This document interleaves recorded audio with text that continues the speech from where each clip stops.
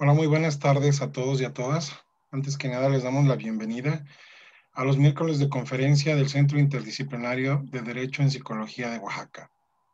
Esta tarde estaremos impartiendo un tema denominado Desindexación del Salario Mínimo, impartido por el maestro Rafael Cervantes Ortega, quien es licenciado en Derecho por el Instituto Tecnológico y de Estudios Superiores de Monterrey.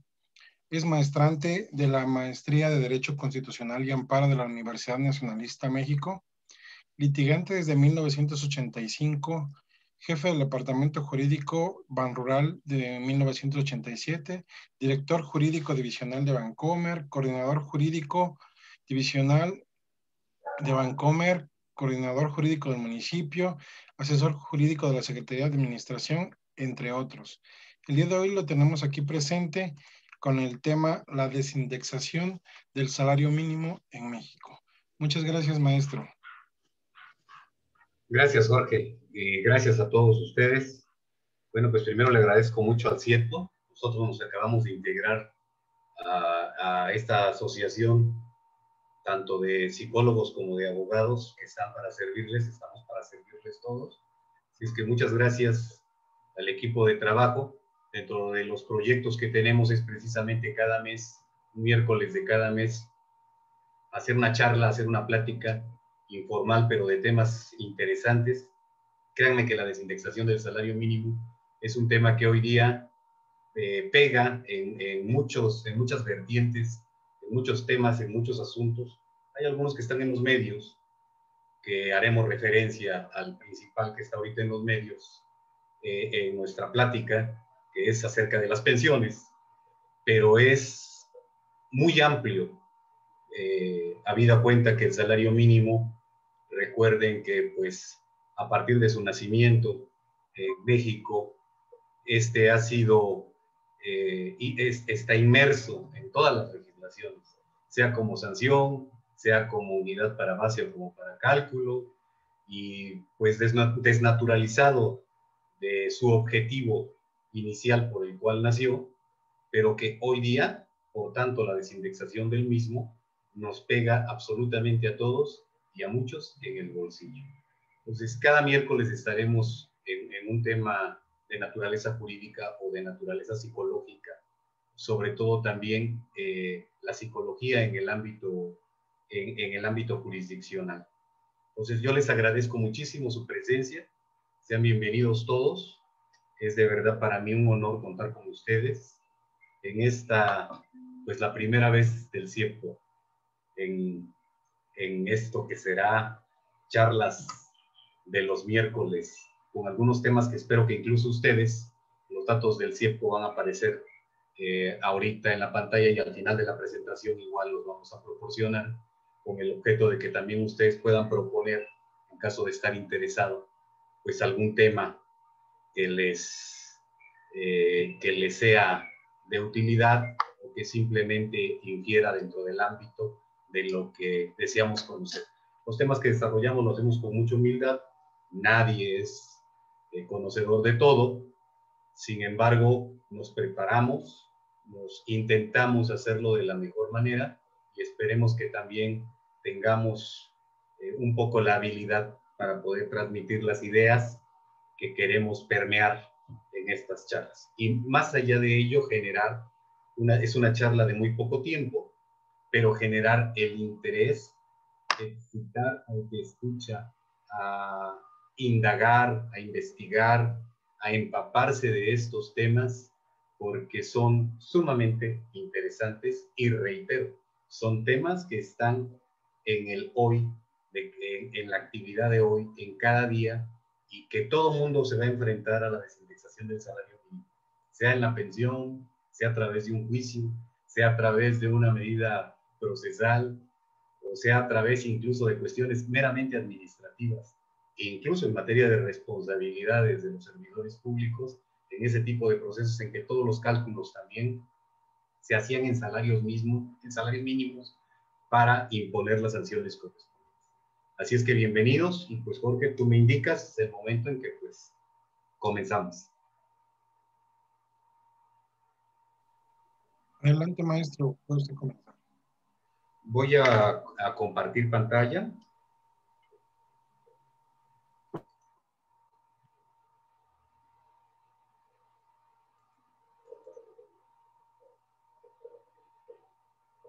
Voy a irme un poco rápido porque el tema es tan extenso verdaderamente que la verdad en una hora es muy complicado explicarlo.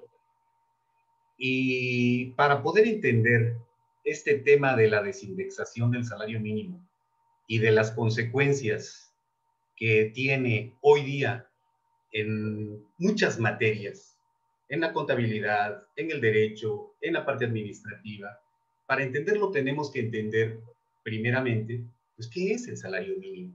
¿De dónde viene el salario mínimo? Y de una forma muy rápida en este sentido, miren, el salario mínimo no es un invento mexicano. Ya en el siglo XIX, Nueva Zelanda y Australia, que fueron los primeros países en generar el salario mínimo, que solo como una nota, pues hoy nos daría pena porque allá en Nueva Zelanda es de 2.236,80 pesos mexicanos diarios y en Australia es de 2.430,40 pesos mexicanos al día de hoy. De hecho, infortunadamente, México hoy tiene un salario mínimo de 141.70. Recuerden que es el general. Hoy México tiene dos zonas, la zona libre norte, que está en 213, pero en el general es el de 141.70, que es el jornal que se paga en México el día de hoy y que infortunadamente es el salario mínimo más bajo registrado en la Organización para la Cooperación y el Desarrollo Económico, la OECD. De hecho, en México no se paga ni a dólar la hora de trabajo, ¿no? Y otro de los antecedentes, bueno, no antecedente, porque se da incluso posterior a la inserción del salario mínimo en nuestra Constitución, pero recuerden que también ya al término de la Primera Guerra Mundial, en el Tratado de Versalles, que fue en el 2019, que culminó con la misma, pues ahí mismo se incluyó en uno de sus tantos artículos, de hecho este es el 400 y tantos, el del salario mínimo, porque recuerden que este tratado, básicamente, pues el que gana en un evento bélico, pues impone al perdedor, y así en ese momento se impuso a Alemania casi el pago de toda la guerra, que era impagable. De ahí incluso derivan historiadores alguna razón del por qué después se da la Segunda Guerra Mundial con Hitler y por qué los alemanes tenían este rencor, este tema guardado. Pero bueno, esta es la parte, digamos, que no es de México como un antecedente. Ahora, el salario mínimo en México nace en nuestra Constitución de 1917. En nuestra fracción sexta, recuerden que cuando nuestra Constitución nace no había apartado A y no había apartado B. En el texto original de nuestra Carta Magna existía únicamente lo que es el texto del artículo 123. Y ahí es donde nace en México el salario mínimo. Este salario mínimo pues no se cumple, como muchas leyes, y derivado al contexto que vivía México en ese momento, pues no había manera de hacerlo, de hacer en la praxis patente el derecho a los trabajadores en ese entonces del salario mínimo. Es hasta que septiembre de 1929, que siendo presidente Emilio Portes Gil, pues con una iniciativa se reforma la Constitución, el artículo 73, recuerden que el 73 son las facultades del Congreso de la Unión, porque antes de 1929, de esta reforma, la legislación laboral era estatal. En todos los estados tenían su legislación laboral y sus autoridades laborales.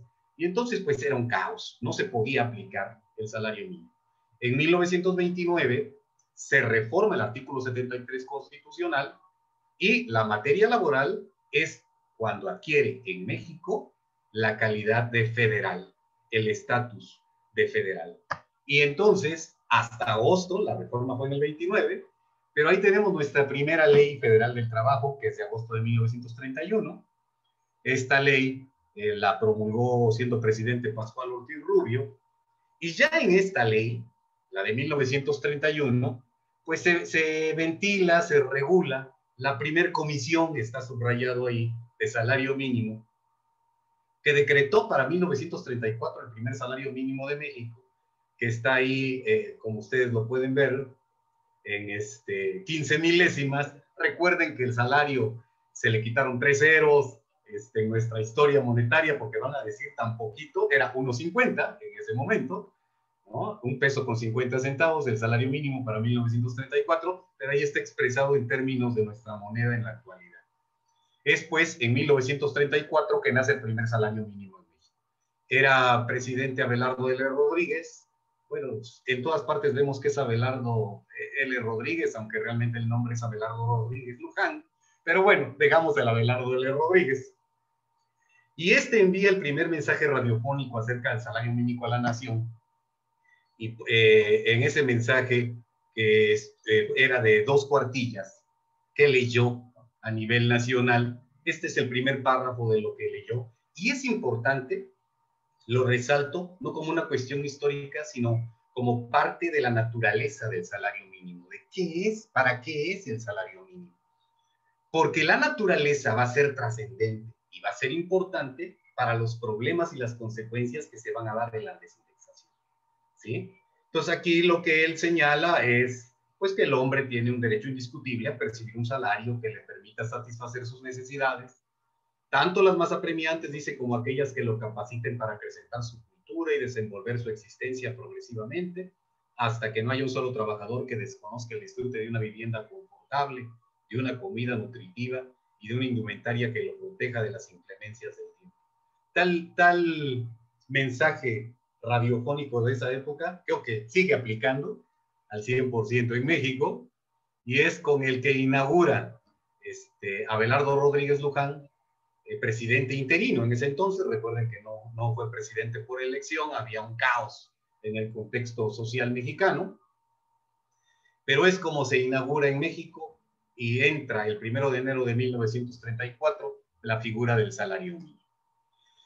En la Ley Federal de 1931 se definió el salario mínimo, y de ahí también de la forma en que determinó esa ley, en cómo se iba a determinar, cómo se iba a calcular el salario mínimo, desentrañamos la naturaleza de este, ya que se llevaba a cabo a través de comisiones municipales y la Junta Central, que se llamaba entonces de Conciliación y Arbitraje, era la que recababa toda la información de esas comisiones y determinaba para cada zona, ¿sí? Todavía no con la división de zonas geográficas que hubo después, la zona A, B y C, ¿sí? Pero señalaba que al efecto esa comisión podría recabar pues el costo de la vida, el presupuesto indispensable para satisfacer las necesidades mínimas del trabajador, las condiciones económicas de los mercados y cualquier otro dato que tuviera que ver con ello. El salario mínimo nace pues para garantizarle a un trabajador que con esa percepción por un jornal, pues podrá detentar una vida digna en términos de sus necesidades primarias. Así fue cuando hasta 1962, que se siguió este sistema, nace propiamente ya la Comisión Nacional de Salarios Mínimos, casi como la conocemos, porque siguieron 111 comisiones regionales todavía, que se quitaron hasta 1986, ¿sí? Y también en 1962, cuando nace la Comisión de Salarios Mínimos, pues se originan las zonas económicas. Se reformó el artículo 123 y también se reformó la Ley Federal del Trabajo de 1931.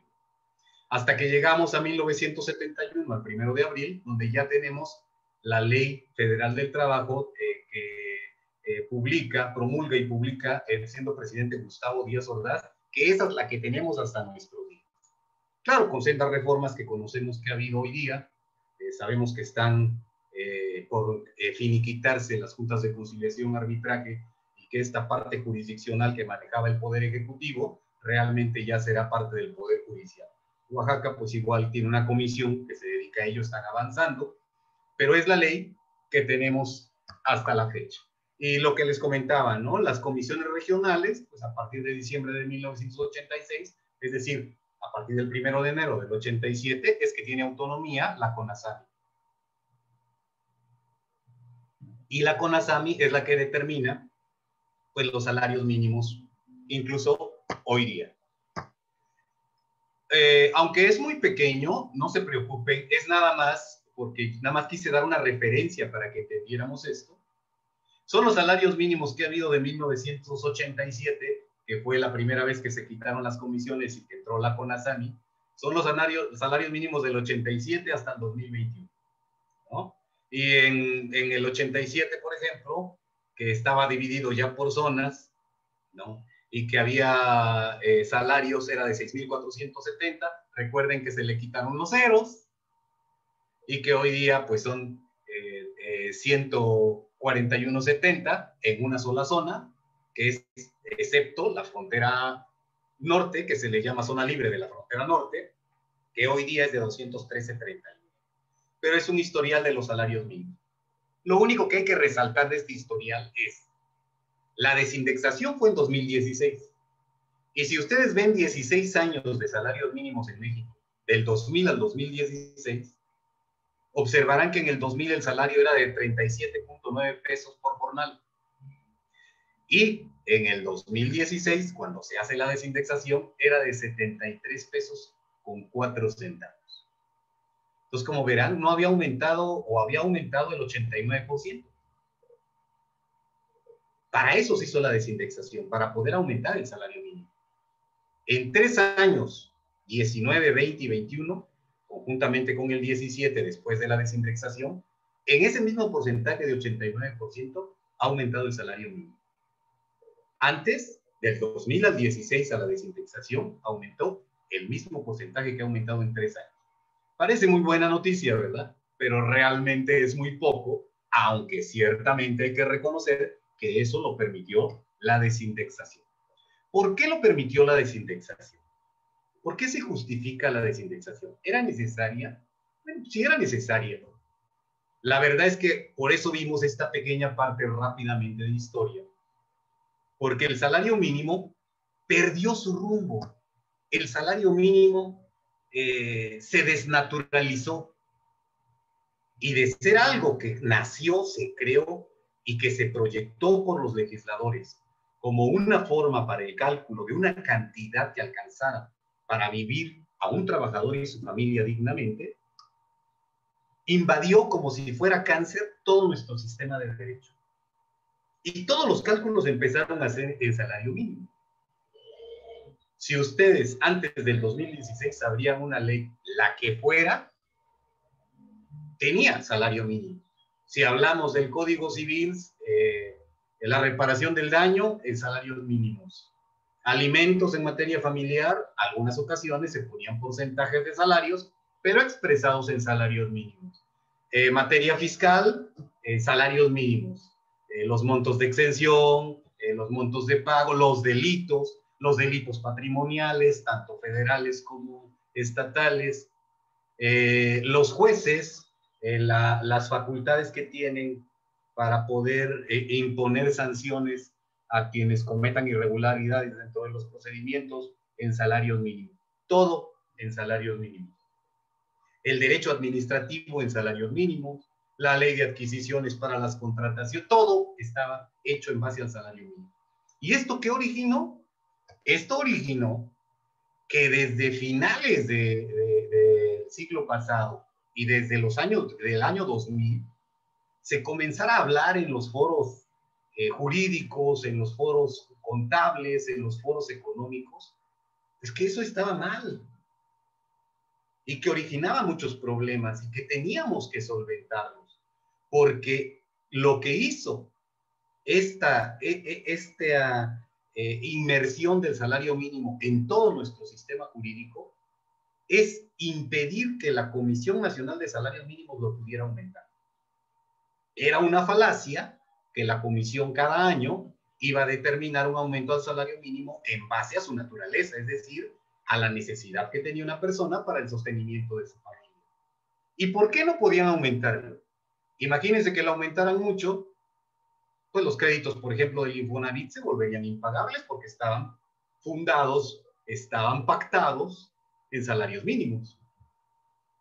Aumentarían así también otros costos de vida. Es decir, el salario mínimo incidía en todos los rubros y esto era un ancla para la CONASAMI que le impedía determinar. Por ello, la propia CONASAMI formalmente da inicio con el proceso de la desindexación del salario mínimo. Si era necesario. El proceso legislativo por ello se considera que inicia el 19 de diciembre de 2011, que es la fecha en que la CONASAMI establece el salario mínimo para el 2012. Pero de una manera extraordinaria, además de establecer el salario mínimo para el 2012, en su punto sexto, señaló lo siguiente, que no tenía nada que ver con el salario mínimo. Los sectores obrero y patronal que integran el Consejo de Representantes de la Comisión Nacional de los Salarios Mínimos con el gobierno federal hacen un público manifiesto y acuerdan promover que se realicen estudios que analicen la viabilidad de desvincular la figura del salario mínimo utilizada en las diversas disposiciones legales como unidad de cuenta base o medida de referencia. Y aquí nace pues formalmente, por ser una petición que se publicó en ese diciembre de 2011 en el Diario Oficial de la Federación, porque establecía el salario mínimo para el 2012. Y aquí ya nace, o sea, hubo tiempo de que el legislador planeara, propusiera, hiciera público en foros la desindexación del salario mínimo. Reitero, en mi concepto, sí era justificable, porque no podía aumentarse el salario mínimo para el trabajador. No podía hacerse esto. Y entonces, finalmente, después de que se hace este proceso de la desindexación, en el Diario Oficial de la Federación de 27 de enero de 2016, se publica la desindexación del salario mínimo. ¿Cómo se hace esta desindexación del salario mínimo? Bueno, se reforma el inciso A de la base 2 del artículo 41, el párrafo primero de la fracción sexta del apartado A del 123 y se adicionan dos párrafos, el sexto y séptimo, al apartado B del 26 constitucional. Esa es la desindexación en términos de qué se reforma. Pero ¿en qué consiste esto? ¿Sí? Esto, recuerden también que concurrente con esto, en el mismo diciembre del 2016 se publica en el Diario Oficial de la Federación la ley para determinar el valor de la UMA. Porque con esta reforma nació la UMA. ¿Sí? Es como nace la UMA como sustituto del salario mínimo para permitir que éste pudiera seguir su camino autónomo en que cumpliera con la naturaleza a que ya hemos hecho referencia. Así pues, el salario mínimo, el artículo 123 señala con esta reforma actualmente que no podrá ser utilizado como índice, unidad, base, medida o referencia para fines ajenos a su naturaleza. Desde luego es una prohibición y es constitucional. Ya no puede ser utilizado. ¿A partir de qué fecha? Se publicó el 27 y en el primero transitorio se señaló que entraba en vigor al día siguiente. Eso es el 28. ¿Sí? El 28 de enero del 2016 ya no puede ser utilizado el salario mínimo para estos fines.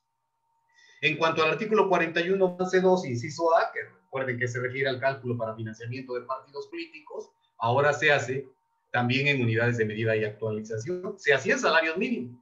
Ahí nos fue bien, digamos, de entrada. Recuerden que hoy día, antes se les daba el 75% multiplicado por el salario mínimo a los partidos para sus eventos, para sus actividades anuales. Hoy es la UMA. No es lo mismo 141 a 89 pesos, que es el valor actual de la UMA. De hecho, hoy día, aún con la UMA, el Estado mexicano para este año 2021 está erogando en actividades ordinarias, porque recuerden que en elecciones son actividades extraordinarias y la propia Constitución determina y otro dinero, pero está erogando 6.500 millones de pesos aproximadamente para partidos políticos, para su subsistencia anual. Y eso ya con la UMA. Pues bueno, se reformó esta parte y en el 26, ¿qué hizo? Bueno, lo que hizo esa reforma es encargarle al INEGI que determine el valor de la UMA. El INEGI es el que anualmente publica el valor de la UMA, excepto el primer año de la reforma, que el segundo transitorio de la misma señaló que sería el mismo valor del salario, para partir de ahí, un nuevo valor de la UMA y un nuevo valor del salario. Esta es la reforma, esta es la desindexación, y repito, sí era necesaria, pero se hizo bien. Que esa es la pregunta. ¿Qué consecuencias trajo? Todo mundo aprobó en ese momento la desindexación, porque bueno, liberó a la CONASAMI, que atención a sus propios intereses, pues dijo, yo no puedo subir el salario mínimo mientras no se haga esto. Y de hecho lo ha podido hacer en el porcentaje que acabamos de señalar, que todavía no es mucho, porque la desindexación solo es una variable para aumentar el salario mínimo, entre otras. Bueno, en los transitorios de ese decreto del 27 entró en vigor al día siguiente. Como les decía, el valor inicial de la UMA se equiparó al del salario mínimo en esa fecha. Y hay algo muy importante. En el transitorio tercero se puso que a partir de que entrara en vigor, toda la legislación federal, estatal, municipal, de cualquier naturaleza, en ese entonces del Distrito Federal, curiosamente recuerden que la reforma para que naciera la Ciudad de México es de 2 días después, 27 de enero del 2016 fue miércoles, jueves se publica el valor de la UMA por el INEGI, el primer valor de la UMA en 83.7, si no mal recuerdo, y el viernes 29 se publica la reforma constitucional para constituir la Ciudad de México, que era Distrito Federal. Pues 2 días antes, al entrar en vigor el decreto, ordena este transitorio que todas aquellas leyes a partir de ese momento, donde dijera salario mínimo, deberíamos poner una. Y esto amerita un estudio constitucional. Hoy día nos rasgamos las vestiduras al decir que va a tener 2 años más el presidente de la Suprema Corte de Justicia de la Nación por un transitorio. Pero este transitorio también tuvo implicaciones al señalar esto, el tercero transitorio, en todos los estados. Imagínense los delitos patrimoniales. Las cantidades que están establecidas para ejercer el arbitrio judicial en materia de penas no es a capricho, no es arbitraria. Es un cálculo en el que el legislador analiza y piensa hasta qué monto merecerá tal pena y hasta qué monto merecerá tal otra. Pero de un plumazo con el tercero transitorio, los que tienen todavía asuntos, es de 2016, es muy reciente, penales, en que sus clientes fueron condenados 2017, 2018, con base al salario mínimo en esas penas, nada más si hacen la cuenta van a poder promover un amparo. Recuerden que el amparo contra sentencia definitiva en materia penal hay 8 años para promoverlo. En todos los casos estaría vigente todavía, para reducir mínimamente la penalidad correspondiente. Y es una de las consecuencias del salario mínimo, por mencionar. Pero esos son los transitorios. También se ordenó que todas las legislaturas, por eso, todas tendrían 1 año para adecuar sus leyes a la UMA. Es decir, quitar el salario mínimo y poner la UMA. Pero ¿qué creen que pasó en nuestro México? Pues la historia de siempre. Algunos legisladores trabajaron, otros lo hicieron luego. Oaxaca en el 2019 a través de decreto hizo algunas modificaciones en algunas leyes, otras se les pasaron.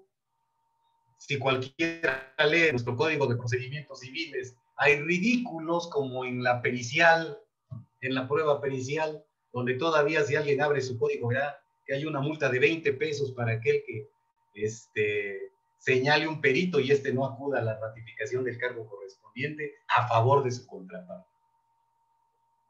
O sea, todavía los legisladores realmente no trabajaron, ¿sí? Se ordenó también que el Congreso de la Unión emitiera la legislación de la UMA, que se hizo en diciembre del 2016. Y bueno, irónicamente, fíjense, se alegaba mucho para la desindexación que el ancla del salario mínimo en gran parte era los créditos del Infonavit.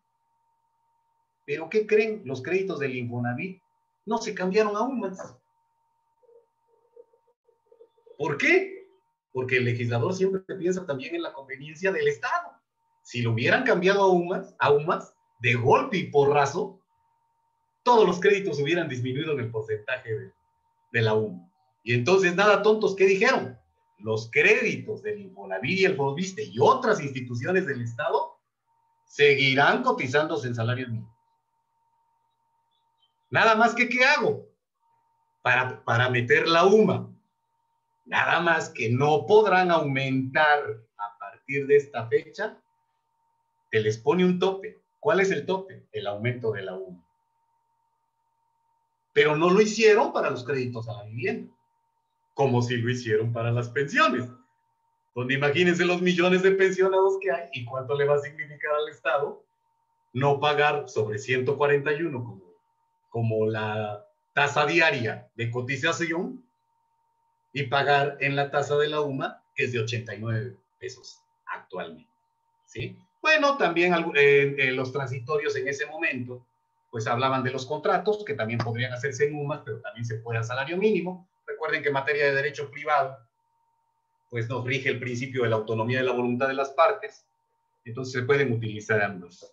Igual hicieron en los créditos, garantías y coberturas del Fondo Hipotecario Nacional, seguirán en salarios mínimos, pero pusieron el mismo tope de las sumas que hicieron para los del Infonavit. Y ojo, en el noveno, que es el último transitorio, dijeron que se abrogan todos los demás, excepto la UDI. ¿Por qué? Porque la UDI se utiliza en el sistema financiero. De hecho, muchos pensionados, vamos a decir, entrecomillado, y con sus respectivas reservas, algunos pensionados del ISSSTE sí se salvarán porque no están dentro del artículo 10º transitorio de la ley vigente, sino que optaron por el esquema de bonos del ISSSTE, y estos se fundan en la UDI. Entonces esos verán sus aumentos, ¿sí?, conforme a esta unidad de cálculo. Pero señala pues el decreto que sigue vigente la UDI, lo cual es otro tema sumamente interesante de las UDI. Y esto es pues el tema de la desindexación. ¿Qué consecuencias, que es nuestro objetivo y nuestro tema, qué consecuencias jurídicas tuvimos en México por esto? Bueno, al decirles que el salario mínimo está, válgame la expresión coloquial, como decimos, en la sangre del sistema jurídico mexicano, pues quitarlo no fue sencillo y lo hicieron como estimaron. Por cierto, antes de entrar directamente a estas consecuencias de la desindexación, les comento lo siguiente. Hay un artículo muy interesante del maestro Gerardo Centeno García. Le estoy poniendo, no sé si se alcance a ver abajo para que ustedes, si lo quieren buscar, que habló en la revista Antrópica, que es una revista de ciencias sociales y humanidades de la Universidad Autónoma de Yucatán, aunque él es catedrático de la Universidad del Mayab, Anáhuac del Mayab. Pero ahí él sostiene, para quien les interese, que bueno, se oye muy bonito, pues ya se desindexó, ahora va a aumentar, de hecho aumentó en los porcentajes que señalamos, pero él dice muy atinadamente en esta revista que no basta, como lo estamos viendo, la desindexación para que aumente realmente el salario mínimo como debiera, sino que se requiere, por un lado, que la autoridad que lo determina sea autónoma. Recuerden que hoy la CONASAMI está regulada en la Ley Federal del Trabajo y sujeta, en todo caso, a la Secretaría del Trabajo. ¿Sí? Y segundo, señala el maestro Centeno, bajo un esquema de mayor libertad de negociación entre las partes. Hoy día realmente no hay una negociación de salario mínimo. Cuando existan estos dos elementos, podremos quizás hablar que en México estará entrando, como otros países, a ese esquema de salario mínimo. Incluso es probable que en el futuro haya economistas que defienden el quitar el salario mínimo. Y mencionan, bueno, hay algunas razones de naturaleza macroeconómica de los perjuicios que ocasiona tener esto y no dejar el libre concurso de la voluntad de las partes en estas situaciones, en las situaciones laborales, ¿no? Esa es idea, teoría de algunos doctrinarios de la materia económica. Hubo, pues, en este sentido, muchas consecuencias de la desindexación, problemas de constitucionalidad. Fíjense que, por ejemplo, la Ciudad de México cuenta con una ley de unidad de cuenta desde el 2014. Y si ustedes tienen la curiosidad y entran a la página del Congreso de la Ciudad de México y entran a su pestaña normativa y abren una ley, la que gusten, verán que todo está calculado conforme a la unidad de cuenta de la Ciudad de México. Y esto genera un problema constitucional gravísimo. porque abre la puerta para que alguien pueda pensar que entonces todas las multas y todas las hipótesis que estén sujetas a esta unidad de cuenta en la Ciudad de México son inconstitucionales. Porque en la reforma del 26 no solo se la asignó al INEGI, sino que ordenó, no lo dejó a título del que quiera, sino que ordenó que todas las legislaciones federales, estatales y municipales, para el cálculo de sus sanciones y de cualquier proceso jurisdiccional, debían utilizar la UMA. Porque alguien pudiese pensar, bueno, pues si es de 2014 y entró en vigor el 2015 la unidad de cuenta en la Ciudad de México, pues la desindexación es del 2016 y se refiere a quitar el salario mínimo y ellos ya no tenían el salario mínimo en su ley. Consecuentemente, pues no le pega la desindexación. Pero sí, porque el 26 constitucional ordena, dice que la federación, los estados y los municipios deberán usar la UMA en todo su tipo de procesos. Entonces, está generando un problema grave de constitucionalidad que no hemos visto todavía asuntos de litigantes que lo lleven a las cortes, a los juzgados. Hay problemas en las exenciones de impuestos, porque pues las tasas a las que se calculan las exenciones están en salarios mínimos, se van a reducir con la UMA y esto va a generar problemas, va a generar cambios en la contabilidad, en materia de seguridad social.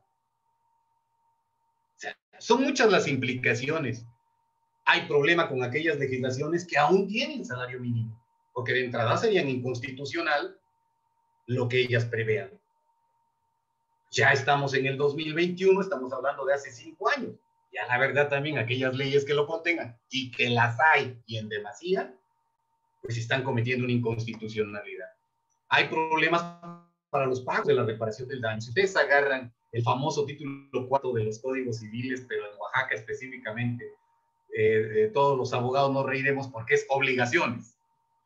Y ahí nos la pasamos en la carrera estudiando desde los tipos de obligaciones, los contratos, etcétera. Y una parte, en la parte final de ese libro, en su título correspondiente, habla del daño en materia civil.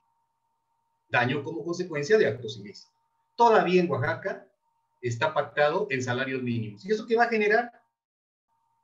Que si tú promueves un proceso de esta naturaleza, puede ser que tu contraparte te gane en el sentido de que va a bajar lo que te entregue, si es que te lo entrega, porque puede ser que se decrete que sea inconstitucional su aplicación.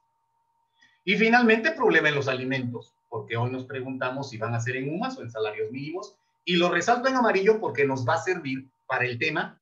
No se puede tratar en una hora, comprenderán ustedes, en una hora y minutos, pues todas las consecuencias de la desindexación del salario mínimo. Y por otro lado, reiteramos que nuestra intención es simplemente excitar al foro para que analice estos temas, para que nos adentremos, como hay muchísimos temas en el derecho, que es pues una ciencia preciosa, maravillosa, pues para el suscrito, y me imagino para todos ustedes, pues al estar aquí presentes. ¿Sí? Por eso lo puse en amarillo. Pero al tema al que nos vamos a referir, para cerrar con esta charla, con esta plática, es el problema de las pensiones. Y en amarillo dejamos resaltado el problema de los alimentos, porque ahorita nos va a servir como una razón en el problema de las pensiones. ¿En qué consiste este problema de las pensiones? Bueno, el problema de las pensiones a raíz de la desindexación consiste en que el ISSSTE hoy por hoy todavía no está en jurisprudencia ni en tesis jurisprudenciales, otros temas que no sean el ISSSTE. Al calcular el monto de las pensiones, pues de algunos pensionados bajo el régimen del 10º transitorio, desde luego, ¿sí? Sustituyó el salario mínimo por la UMA y entonces les disminuyó el 38% de su pensión. Claro, pues los trabajadores inconformes, ¿sí? ¿Qué hicieron? Pues promovieron amparos. Promovieron amparos a partir del 2018. ¿Por qué a partir del 2018? Porque en 2016 recuerden que el valor de la UMA era igual al valor del salario mínimo. No lo sintieron.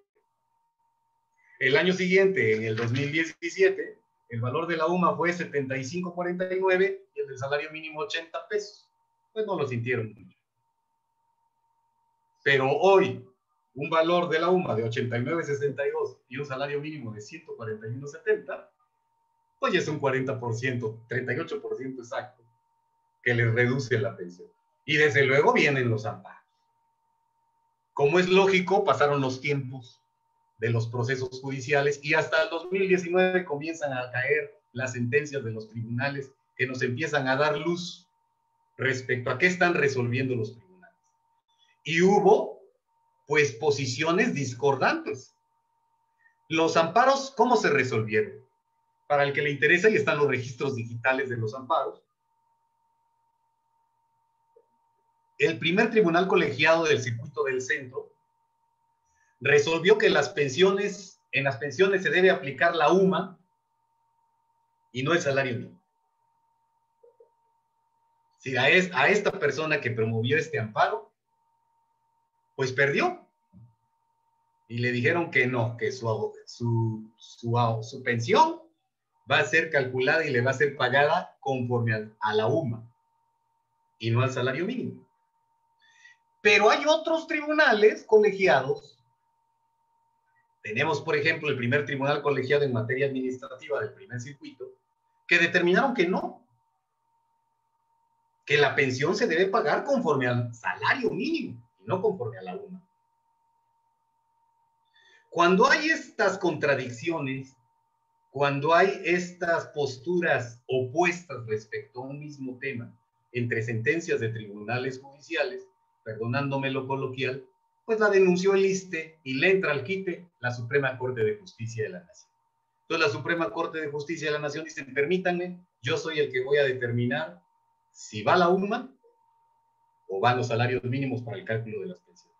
Para esto ya existían otras tesis en las que algunos otros tribunales, el 18º tribunal en materia administrativa del primer circuito, ya también había determinado que era aplicable la UMA y no el salario mínimo. Así también, con ese criterio, estaba el 4º tribunal colegiado de circuito del centro.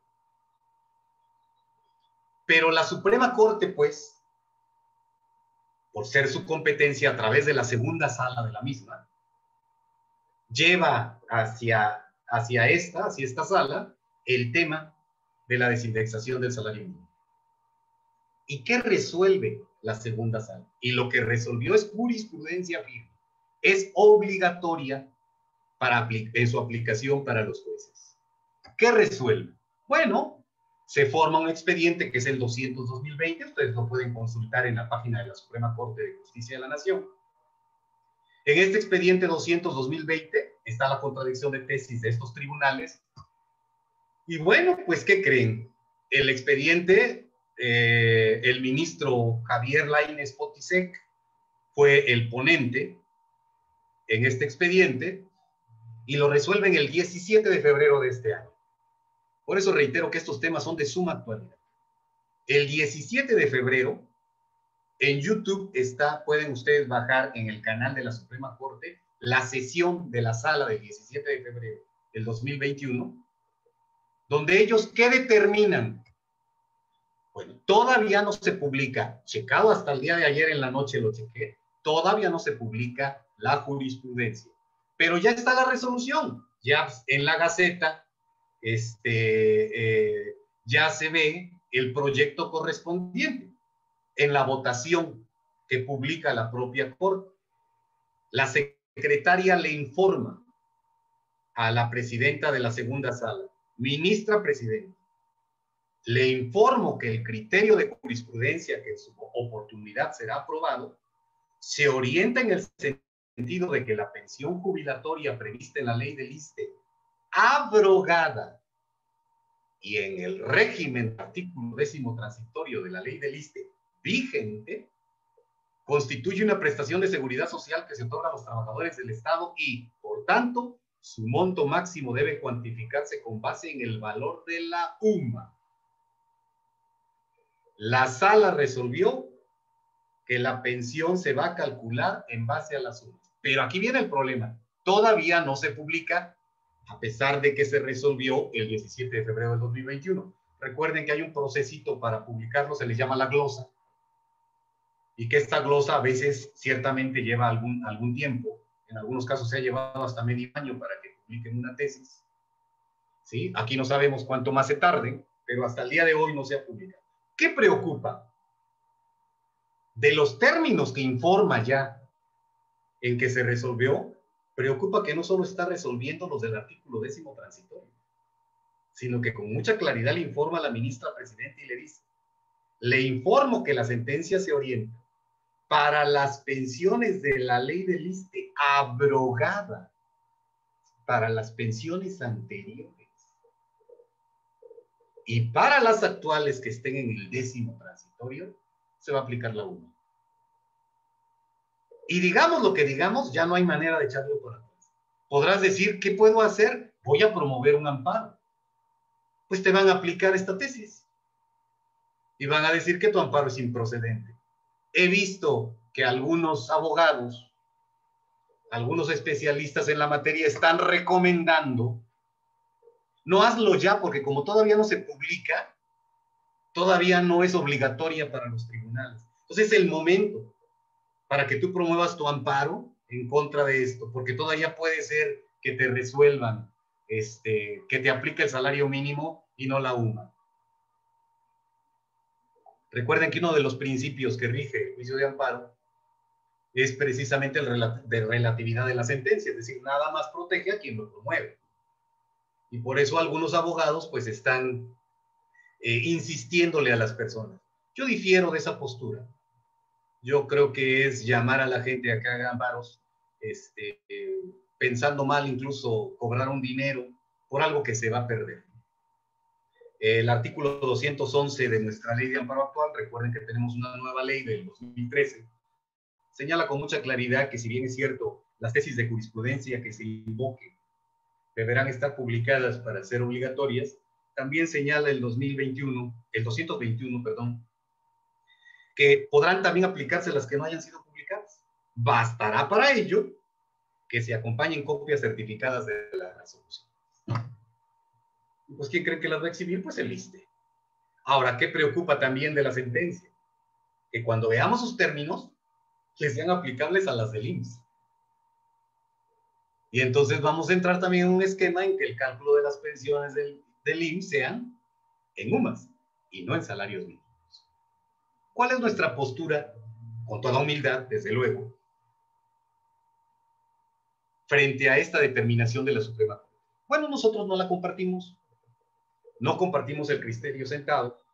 Veremos ya cuando se publique cuáles son los razonamientos específicos que utiliza, aunque ya tenemos algunas luces. Por nuestra parte ya solicitamos en materia de transparencia copia de la sentencia para poder hacer un análisis, todavía no recibimos la respuesta. Bueno, aquí está lo que decía, que independientemente de eso, pues van a poder esgrimirla las autoridades. Entonces, pues, cualquiera diría, bueno, pues entonces, ¿qué hacemos? Porque pues, ya no podemos hacer nada.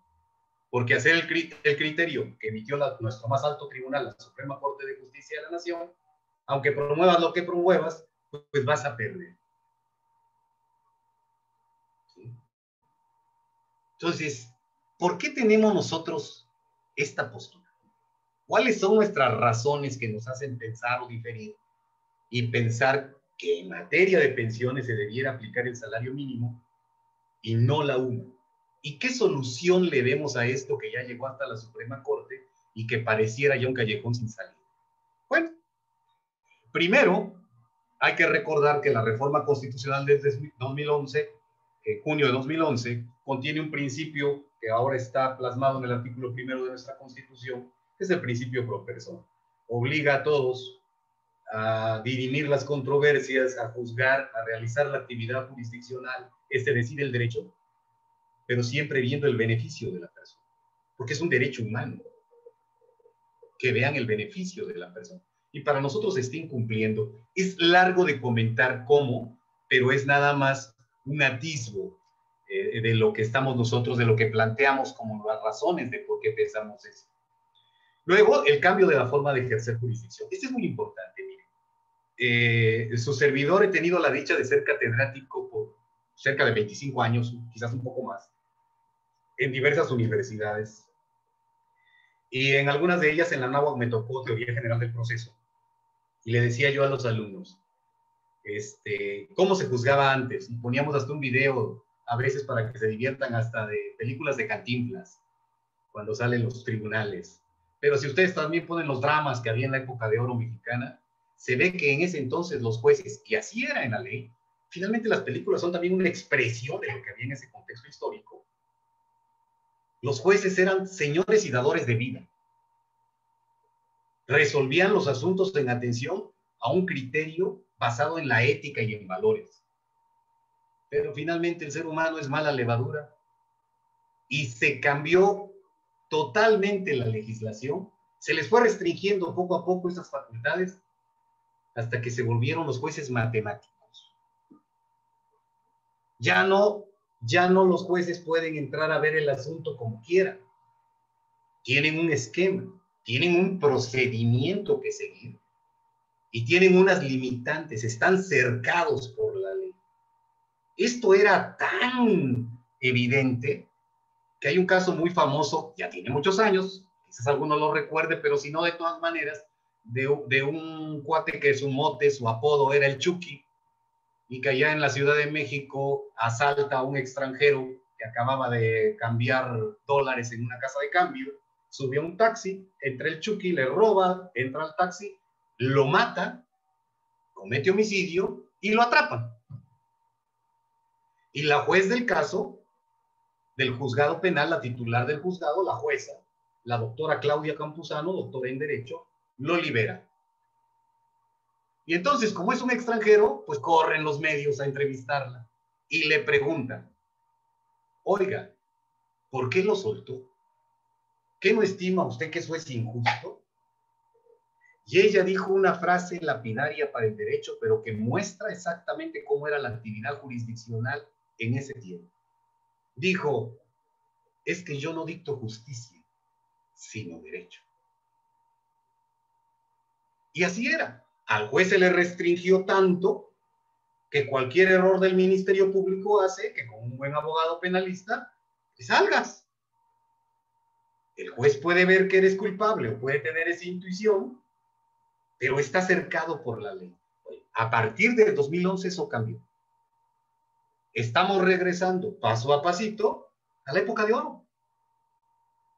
A que los jueces puedan o tengan más facultades, sin llegar a esos extremos, pero que tengan más facultades.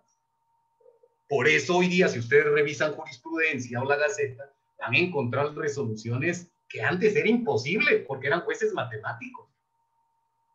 Hay una tesis que me gusta que habla de una mujer embarazada que se le va un término en derecho laboral, en un proceso laboral, que antes éramos matemáticos. El tribunal hubiera dicho, no, pues con la pena se le fue el término. Precluyó su derecho y punto, su derecho procesal. Y no resuelve que el hecho de estar embarazada y que juzgando con perspectiva de género, es oportuno por las actividades que mencionó que tenía y su contexto en ese proceso, darle la oportunidad de 3 días hábiles más para que le fueran recibidas sus pruebas. Es decir, estamos volviendo a ese principio. Antes utilizábamos un esquema lógico jurídico, decíamos, utilizábamos filosofía en el derecho para hacer silogismos de valor. Eran silogismos matemáticos. Hoy está cambiando y en esos cambios, en materia de pensiones, la segunda sala de la Suprema Corte, a nuestro entender, debió haber ampliado el principio pro persona máxime ante el derecho internacional existente. Esto es, independientemente de ello, es un tema muy grande que la propia Corte se contradiga en lo que está resolviendo en las pensiones en materia de alimentos y exención de pago de ISR en pensiones. Si por una parte dice en pensiones, va la 1. Pero ya hay jurisprudencia que en materia de alimentos, como ahí sí dijo, no, los alimentos ya no se van a calcular conforme a la 1, sino conforme al salario mínimo. ¿Por qué? Porque los alimentos, dice, finalmente, son como un salario mínimo, porque es para cubrir las necesidades básicas de la vida digna de una familia que deja una persona. Y entonces lo equipara. ¿Y por qué no lo equipara con la pensión? Y en materia de exención de pago de ISR en pensiones, que le corresponde esa jurisprudencia al Tribunal Federal de Justicia Administrativa, también que es nuevo, ya también en el 2019 emitió jurisprudencia que el cálculo de la exención de pago de ISR en pensiones, fíjense, y es en pensiones, para ese cálculo ahí ¿qué va a aplicar? Ahí aplica el salario mínimo y no la UMA. Pero decía yo, en mi concepto entonces debiera, en materia de pensiones, entrar el salario mínimo, porque en materia internacional va en contra esta determinación de la Declaración Universal de los Derechos Humanos. El artículo 22 de la Declaración Universal de los Derechos Humanos señala que toda persona como miembro de la sociedad tiene derecho a la seguridad social y a obtener mediante el esfuerzo nacional y la cooperación internacional la satisfacción de sus derechos económicos, sociales y culturales indispensables para el desarrollo de su dignidad y al libre desarrollo de su personalidad. Y México suscribe el mismo. Pero también para su servidor va en contra del Pacto Internacional de Derechos Económicos, Sociales y Culturales, porque en el artículo noveno señala que los estados partes del presente pacto, México entre ellos, reconocen el derecho de toda persona a la seguridad social. Y también va en contra de la jurisprudencia de la Comisión Interamericana de Derechos Humanos. Fíjense que la Comisión Interamericana de Derechos Humanos, en el caso Muelle Flores contra Perú, que no se confundan, me dio risa también de mí cuando leí al principio el rubro del caso, Muelle Flores, pues yo pensé en alguna actividad pesquera, pero no, así se llama la persona que lo promueve, Oscar Muelle Flores. En este caso se dirimió una pensión que ya había ganado en materia de amparo y no se le cubría y demandó ante la Comisión Interamericana de Derechos Humanos, ante la Corte Interamericana de Derechos Humanos, demandó al Estado de Perú. Y la parte importante de este asunto, de la jurisprudencia de la Comisión Interamericana, es que al resolver dijo, la pensión de vejez es una especie de salario diferido del trabajador, un derecho adquirido luego de una acumulación de cotizaciones y tiempo laboral cumplido. Y al equipararla, ¿por qué la Corte no la equipara? ¿Por qué la Corte no sigue el principio pro persona? ¿Por qué la Corte resuelve el alimentos que si hay equiparación? ¿Por qué el Tribunal Federal de Justicia Administrativa resuelve que en materia de exención del pago de la ISR respecto de las propias pensiones, si no aplica la UMA, sino el salario mínimo? Pero independientemente de esto, recuerden que en México hay un convenio de conservación de los derechos en materia de seguridad social. Y en este convenio de conservación de los derechos en materia de seguridad social,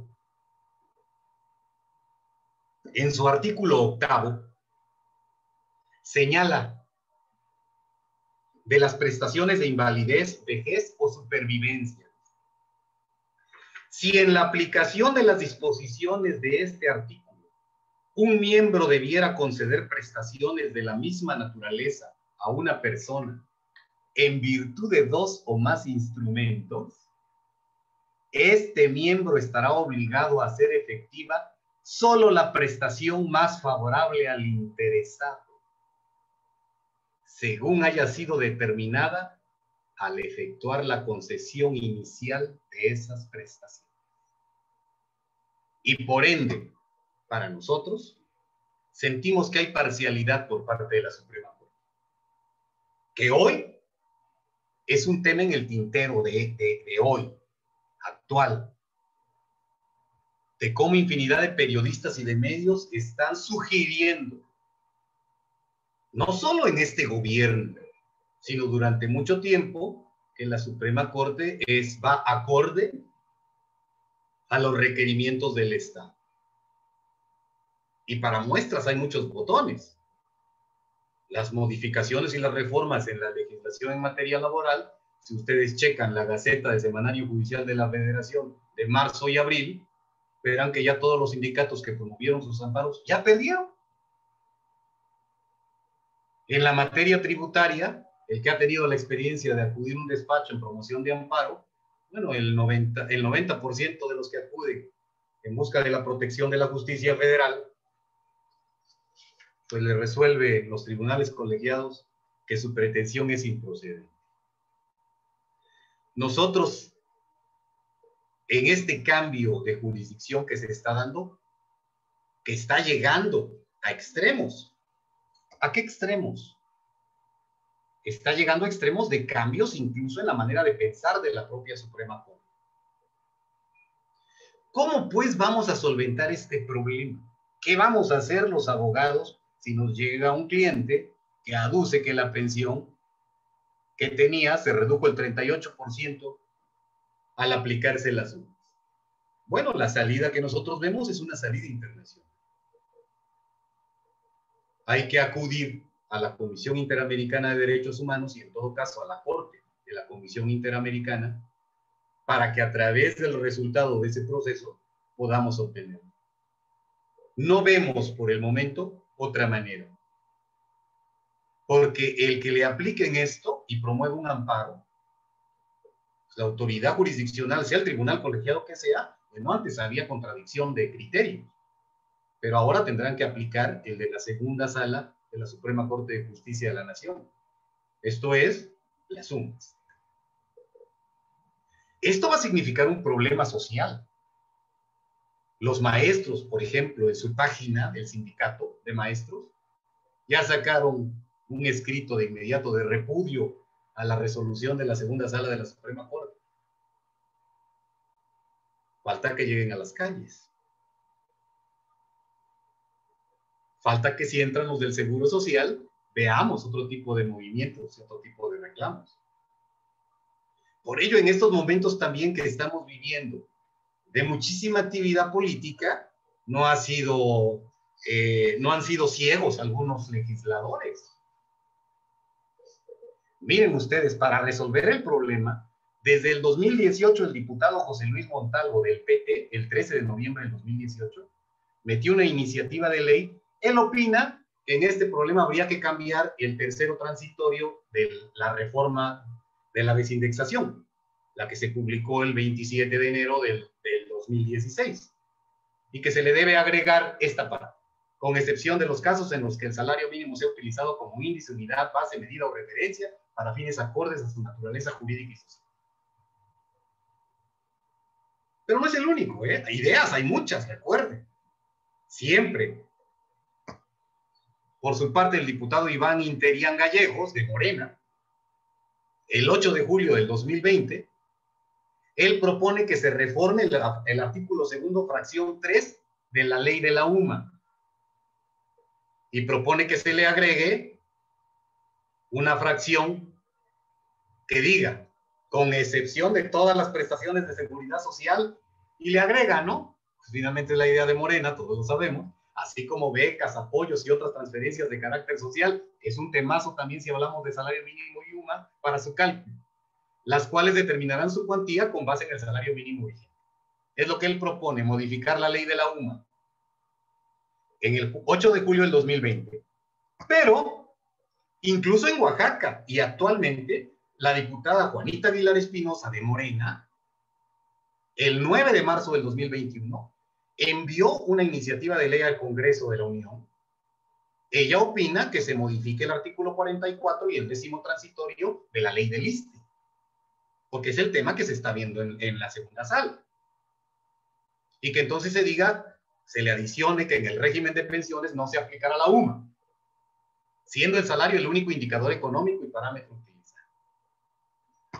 Bueno, el PRI no se quedó atrás y la diputada Dulce María Sauri, que por cierto, irónicamente, la diputada Dulce María Sauri es quien firmó la iniciativa del PRI de desindexación en el 2016, también estaba en el Congreso, ¿sí? Pero por parte del PRI ella, el 25 de marzo del 2021 propone, que yo creo que es la más acorde si lo van a modificar, que se reforme, pero el 123, fracción sexta constitucional, ya no la ley de la UMA, ya no el transitorio, ya no la ley del ISSSTE. Ella propone que se agregue a este, en el que las instituciones de seguridad social estarán obligadas a vincular el salario mínimo para el cálculo de las pensiones o jubilaciones de las trabajadoras y trabajadores. Las propuestas pueden encontrarlas también en las gacetas informativas y en el sistema de información legislativa que tiene el Congreso de la Unión, y en el caso de Oaxaca, tiene también un sistema de información de las iniciativas que propone en el trabajo que desarrollan los legisladores. Pero este es el panorama. La Suprema Corte, en este sentido, reitero, para mí está siendo parcial, está faltando esos principios, está faltando esos tratados internacionales, mayormente que hoy día, reitero, está cambiando la forma de dictar derecho, de decir el derecho, de la jurisdicción, y se están ampliando las facultades de quienes imparten justicia. Tan es así que cuando su servidor estudió la carrera de Derecho, que ciertamente fue hace mucho tiempo, ¿no? Me gradué tengo cédula del 87, entonces imagínense. Pero a mí me tocó, cuando vimos el tema de la interpretación jurídica, me tocó precisamente que la interpretación más válida era la originaria, es decir, la del propio legislador. La Corte reconoce que el legislador, cuando hizo la desindexación en la iniciativa de ley, señala que las prestaciones de seguridad social deberán ser conforme al salario mínimo. Pero aduce, sí lo dijo, pero no lo plasmó en la ley. Y entonces no vale. ¿Y en qué se funda para esto? En esta amplitud de estas facultades. Solo como muestra un botón, dicen, observen de febrero del 2021 esta tesis jurisprudencial. Ahí está su registro. Interpretación sistemática. Puede prevalecer incluso sobre lo precisado en las exposiciones de motivos o en los dictámenes emitidos por los órganos legislativos cuando resulte coherente con la voluntad objetiva que subyace a la norma. ¿Qué dice aquí la Suprema Corte? Pues lo que haya dicho el legislador es importante, lo que haya dicho para crear la ley, que son los motivos, la exposición de motivos. Pero no es suficiente para interpretar. Vale más la interpretación sistemática. Porque si del análisis de la ley, dice aquí, encuentro, a mi criterio, que no obstante lo que dijo en la exposición de motivos, lo que quiso decir es otra cosa, en atención a la coherencia de ese cuerpo de ordenamientos jurídicos, pues va a prevalecer lo que diga la Suprema Corte. Y nosotros esperamos que la Suprema Corte, no solo en este gobierno, no solo en este periodo temporal, sino en todo momento, y ante la gran oportunidad histórica que se le presenta, máxime ahora con su reforma estructural, que el propio presidente de la Suprema Corte reconoció que es la más importante que ha tenido el Poder Judicial, que entre muchas otras cosas desaparecen los juzgados unitarios, ahora son tribunales de apelación, hace cambios ahora en los plenos de los tribunales colegiados de circuito. De nosotros lo que esperamos es que ante esta oportunidad que se le presenta con esta reforma estructural, así como con esta amplitud que ellos están plasmando, con la que cuentan para decir el derecho en los casos que se les planteen, a raíz del principio pro persona y de la reforma en derechos humanos, pues que sea autónoma, que sea imparcial, para que se pueda dar un paso más en ese objetivo que nos enseñaron desde las aulas de Ulpiano, el objetivo de la justicia, de dar a cada quien lo que le corresponde. Y bueno, pues muchas gracias. Esto pues ha sido el tema acerca de la desindexación. Les repito, el tema es amplio, el tema da para mucho más, el tema da para un diplomado en las partes específicas en materia contable, en materia de impuestos, en materia civil, en materia familiar, las implicaciones, en materia penal. Les decía yo, imagínense aquellos que tengan personas que están en la cárcel con una penalidad que fue basada, recuerden que hasta el 2019, el congresista oaxaqueño modificó de acuerdo a la desindexación, modificó las leyes, no solo el Código Penal, modificó algunas otras, ¿no? Que incluso si entran a la página del Congreso, algunos diputados se durmieron y en este año están promoviendo que se modifique por el salario mínimo por UMA en la ley de ingresos municipales, pero ahí me reservo los datos y los nombres. Pero bueno, a lo que vamos, ese es un tema que da para más. Recuerden nuestro objetivo inicial. Primero, pues con toda humildad, no somos dueños de la verdad. Es una opinión, es un tema actual, es un tema que está pegando en el bolsillo, es un tema que da para mucho. Y recuerden que nosotros con esto, pues iniciamos en el CIEPO, a quienes agradezco mucho que me hayan permitido unirme a sus filas en ese despacho donde estamos para servirles. Están los datos del equipo CIEPCO, está mi nombre, mi celular personal para cualquier comentario, mi correo electrónico y el domicilio donde estamos actualmente, pues prestando nuestros servicios como litigantes. Estamos para servirles, les agradecemos mucho y esperamos que nos acompañen cada mes en un tópico jurídico que espero sea de su interés. Muchísimas gracias por su compañía. Es un honor para mí haber hablado para ustedes. Muchas gracias porque a muchos de ustedes los conozco. Muchas gracias, un abrazo fraterno. Estoy verdaderamente agradecido. Gracias a todos. Muchísimas gracias, amigo. Hasta luego. Pues muchas gracias de antemano, maestro Rafael, por su participación en el webinar. Les recordamos que vamos a estar publicando muchos más webinar a lo largo del mes que viene. Aquí les dejamos nuestras redes sociales, por favor estén pendientes. Les agradecemos a todos su presencia. Muy buenas noches. Buenas noches, hasta luego. Gracias, gracias a todos. Que tengan bonita noche. Muchísimas gracias. Felicidades. Gracias. Gracias, buenas noches. Gracias.